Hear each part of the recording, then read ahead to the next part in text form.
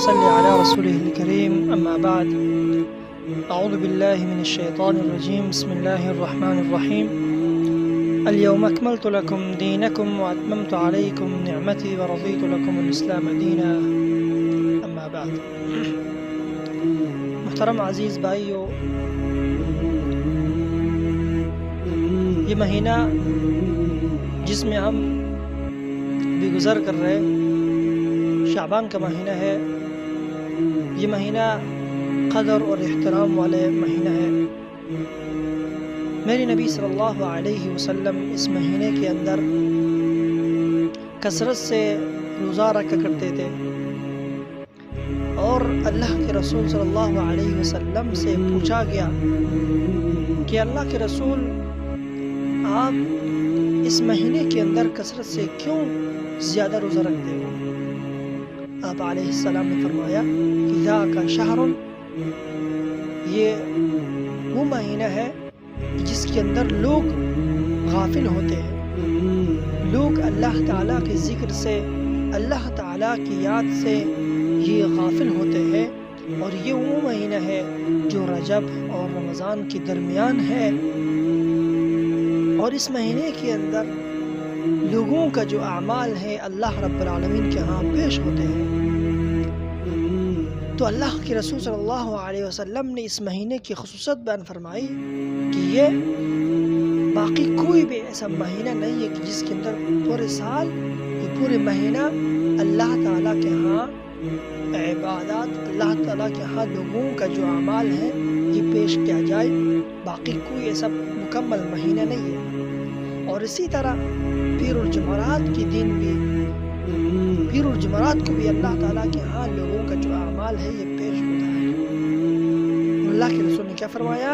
اور میں پسند کرتا ہوں اور یہ میں چاہتا ہوں کہ جب میرا اعمال ایرفع عملی وانا صائم، کہ جب میرا عمل اللہ تعالیٰ کے ہاں پیش کیا جائے تو میں روزے سے ہوں۔ تو اس لیے اللہ کے رسول صلی اللہ علیہ وسلم اس مہینے کی قدر اور احترام کرتے تھے۔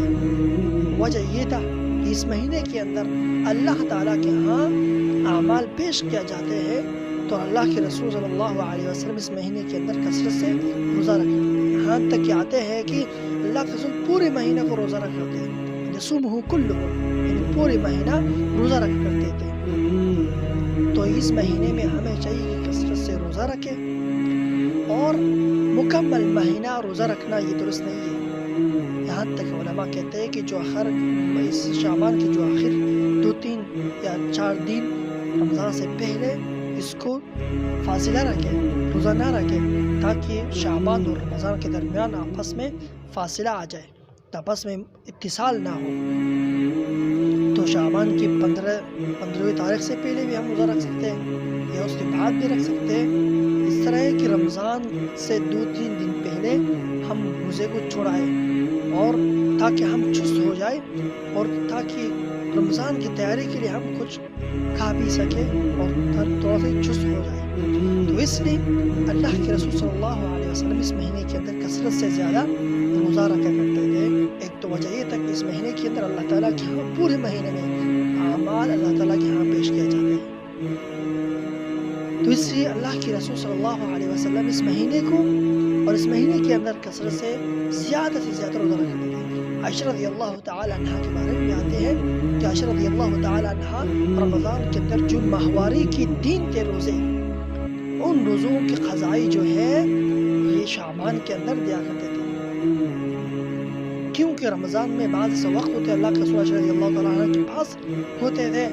تو عائشہ رضی اللہ تعالی عنہ یہ پسند نہیں کرتے جب اللہ کے رسول میرے پاس آ جائے اور میں روزے کی حالت میں ہوں۔ تو اس لیے عائشہ رضی اللہ تعالی عنہ جو ماہواری کے دن تھی ان کی جو قضائیگی اس مہینے کے اندر شعبان کے اندر ادا کیا کرتے تھے۔ تو عزیز بھائیوں، کوئی بہن ہے، کوئی ماں ہے، تو اس کی جو قضائیگی ہے تو اس مہینے کے اندر بھی دیکھ سکتے ہیں، باقی مہینوں کے اندر بھی۔ یہاں تک علماء کہتے ہیں کہ یعنی اس جو شعبان کے علاوہ پچھلے رمضان کی جو قضائی روزے ہیں، یہاں تک کہ دوسرے رمضان کے بعد بھی ادا کر سکتے ہیں قضائی، لیکن کوشش کرے انسان جلدی دے دے، ایسا نہ ہو کہ انسان کا وقت کا معلوم نہیں کہ کب مر جاتے کب زندہ ہوتے، تو اللہ تعالیٰ تعالیٰ سے دعا کرتا ہوں کہ ہم سب کو اس مہینے کے اندر کثرت سے روزوں کے اہتمام کرنے چاہیے، روزہ رکھنے چاہیے اور عبادات قرآن کی تلاوت اور باقی اعمال میں ہم کوشش کرنا چاہیے۔